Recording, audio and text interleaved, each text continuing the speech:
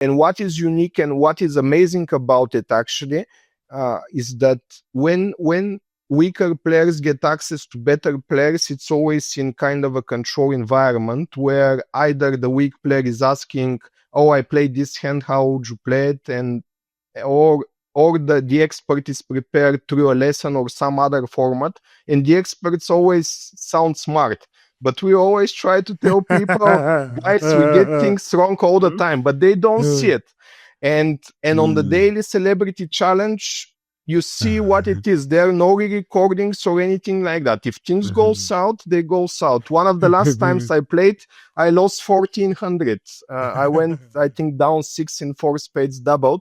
And it happens every day. So people love this. What people like more than learning something is beating the celebrities. So yeah, and also the celebrities are giving their arguments and people learn a lot from that. Why they're doing that, I never thought about this. And they can see the depth of the game. They know, otherwise, you know you're worse, but you kind of feel, oh, I'm just more stupid or something like that. But it's not like that. It's just the things you're considering during each hand, and listening to that thought process is amazing. And even for me, although I'm rather a good player, there is always something to learn from others, and I like it a lot. So that's how the daily is so successful. But as you told me in Iceland, I unsubscribed because it felt like a donation. I was getting everything I needed without paying, so why should I pay? And you are completely right, because we were offering so much for free. But yeah, now we added some features to stimulate people to subscribe, and there we got you back. So thank you very much for your support. But really, Christoph is my co-founder, a great guy, French guy who lives in London. We don't want people to donate to us. We want people to use the product and pay because they like what they get for paying, and we want to build a real business or not. We don't want people to support us for the sake of that you see me wearing the big hat and let's give some donation to this guy because he feels desperate or something like that. So yeah, we are planning, of course, more things to come and to make it more interesting. We have idea level plans about a few new formats that we think will be super amazing, and they don't exist in Bridge, like especially about one of them. I'm super excited. Obviously, I cannot share more than that because other companies have more development power. But yeah, if we have time, amazing things are coming up, and what we have is just like 10-20% of all we have in our minds for now. And more we work, more ideas come up, and yeah.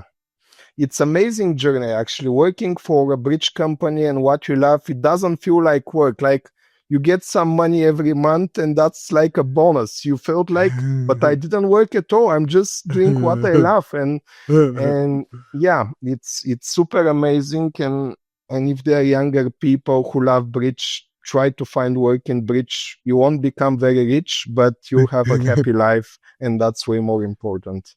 Actually, the most surprising thing for those 4 years in this journey is how receptive and how nice are people to us. Every time we do something bigger change or something, we expect people to go crazy and tell us that we are idiots and we shouldn't do that.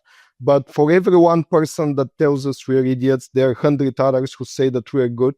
And people don't naturally say that you're good. They are more inclined to tell you that you're an idiot normally, especially online. Some of the people, they say a lot of bad stuff online, and when you meet them in person, they're the nicest person ever. So, but I've been like that, and I always remember when BBO had this many years ago. I don't know, when did you start playing on BBO? I think so BBO has this one thing that is cool. It tells you when you created your account. And I created my account in 2007, I think. Yeah, it tells it to people like you who created it after 2005. For those like me who started before that, it says 2005 something because obviously they started tracking it back then. Yeah. So BBO at some point, they started advertisements, some banners and stuff, which was annoying, but it's normal, of course, for free users.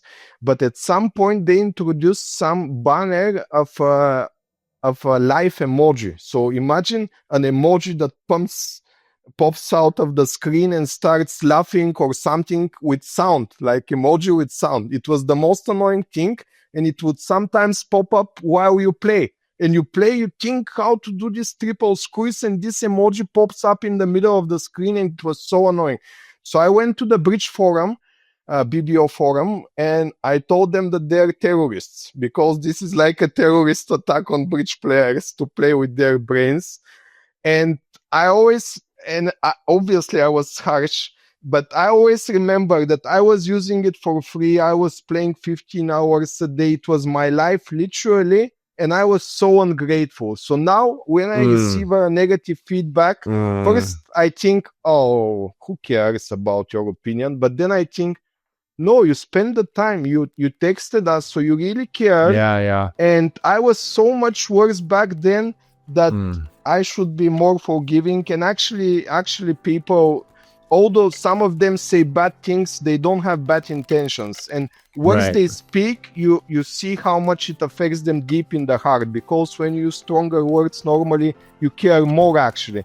So if we learn to not take it that personally and to think that people are really, really trying their best to help us. And that's the reality, actually. People are super nice. And when we fix something that they didn't like before, yeah, this site has been much better than I thought before.